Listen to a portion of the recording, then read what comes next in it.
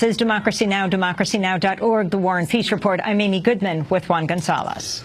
We end today's show with this week's showdown over abortion rights in Texas. Pro-choice advocates and Democratic lawmakers waged a battle into the early hours of Wednesday morning to successfully block a bill that would have forced nearly all of the state's abortion clinics to close. Planned Parenthood President Cecile Richards read the victory message from Texas State Senator Wendy Davis to protesters in the Capitol Rotunda Wednesday just after 3 a.m. This is straight from Senator Wendy Davis, okay? Hold your applause. Yeah. First, I love you guys, okay? Woo! We love you too, Wendy!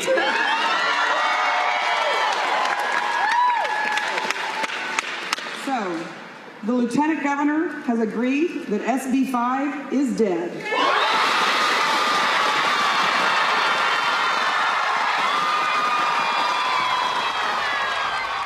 But the victory was short-lived. Later that day, which was yesterday, Texas Governor Rick Perry announced he was calling the legislature into another special session on July 1st so they can revive the anti-abortion bill. He said, quote, "I'm calling the legislature back into session because too much important work remains undone for the people of Texas," adding Texans value life and want to protect women and the unborn. Perry's move could overrule the efforts of Texas State Senator Wendy Davis, who rose to her feet in pink sneakers Tuesday morning to launch what she intended to be a 13-hour filibuster. During that time, she would not be allowed to eat, drink, stray from the topic, or lean on anything. Members, I'm rising on the floor today to humbly give voice to thousands of Texans who have been ignored. Wendy Davis's filibuster lasted nearly 11 hours before Republicans cut her off. That was when her colleagues and the protesters in the gallery took over. Hundreds of people raised their voices while Democrats raised multiple objections, including this one by State Senator Letitia Van de Putte, who had just returned from her father's funeral. Mr. President, parliamentary inquiry. The state's your inquiry. At what point must a female senator raise her hand or her voice to be recognized over the male colleagues in the room?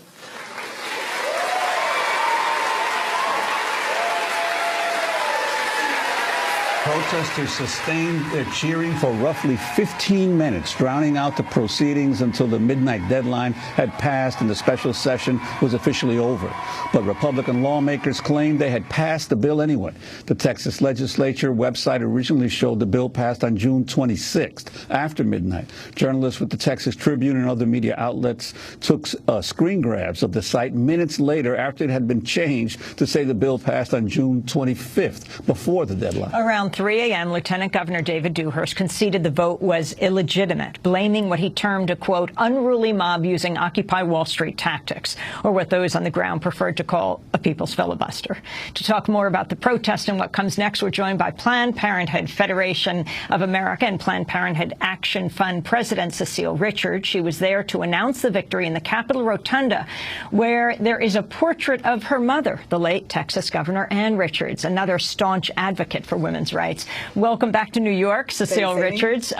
Well, talk about the people's filibuster and what actually took place, this rare moment. Well, it's been amazing, this entire journey. I think, Governor Perry tried to get this bill through in the regular session, could not, because it's not supported by the people of Texas, so called a special session in which they have absolutely changed every rule in the book, suspended the rules of the Senate in order to try to cram it through. And what you saw, a day ago is that the people turned out in hundreds, more than thousands of people actually came to the Capitol to protest this bill, and ultimately it didn't pass. But now the governor wants to try again, right? He wants to do over. That's right. He doesn't. He's not giving up. And I think this is, look, he is putting his own political agenda ahead of the women of Texas. Obviously, this is a devastating bill for women's health in the state of Texas. And all the polls show people of Texas don't support the bill. They want the legislature to move on to more important topics.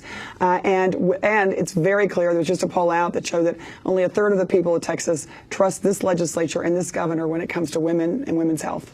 You know, there you were in the rotunda. You were announcing to hundreds of people that the bill actually did not pass, and you were standing under the portrait of your mother. And we wanted to go to your mother, the late governor of Texas, from 1991 to 95, before George W. Bush, before that state treasurer, and delivered the keynote address at the 1988 Democratic National Convention.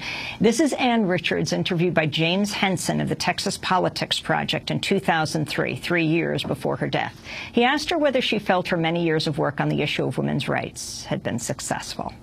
There's no question that the very fact that young women have the same opportunity in college, that they have a chance to play sports because of Title IX, that they have the right to terminate a pregnancy that doesn't make sense in their life or for the life of a child. The fact that we have equal opportunity in the workplace, all those things would never have happened if those of us who were participants of the women's movement had not been there and fought so hard. You sound satisfied. Oh, I'm hardly satisfied. I'm outraged most of the time at how the progress seems to stall, how difficult it is for young people to realize that their very freedoms are in jeopardy if they're not willing to fight for them. But you also have to look back and accept and be pleased that things have changed. My grandmother, during a period of her life, did not have the right to vote. The law in Texas was that idiots, imbeciles, the insane, and women could not vote. And less than one generation later, I was the governor of Texas. That was former Texas Governor Ann Richards. You're dealing with a very different governor today. Not your mother, Ann Richards, but Rick Perry. Right. Talk about the significance of this bill that we're talking about. What does it mean for Texas? I mean, this is the most extreme bill I know that we're fighting in the country. This would literally mean that dozens of healthcare providers that provide safe and legal abortion in Texas would be forced to close. We'll probably be down to 5 health centers. Out of how many? Out of now more than 40. And literally, if you look at the map, it means women who live in West Texas, South Texas, will have to drive hundreds of miles to find a healthcare provider. And that's the sort of the outrageous thing about this bill. It has nothing to do with women's health. It has nothing to do with helping women. It literally, it's been stated, and Lieutenant Governor Dewhurst has been very clear, this is about shutting down women's health centers. And ironically, Wendy Davis, the state senator who led the charge, would not even be in office had not the Justice Department invalidated the redistricting under the Voting Rights Act of Republicans who tried to eliminate minority voters from her district who overwhelmingly voted for her. Well, you're exactly right. I mean, look, they have been out to get Wendy Davis. The Republican Party has been, and you can see why. She's the most effective leader for women, for folks all over the state. I imagine they'll try again, but boy, I feel like the fuse was lit the other night in Texas, and folks aren't going back. Are we going to see another woman governor in Texas? Look, a lot of folks would say it's about time, and nothing would please Mom more. Well, we will, of course, continue to follow this issue in Texas, the People's Filibuster. Cecile Richards is president of the Planned Parenthood Federation of America. This is Democracy Now!, democracynow.org, The Warren.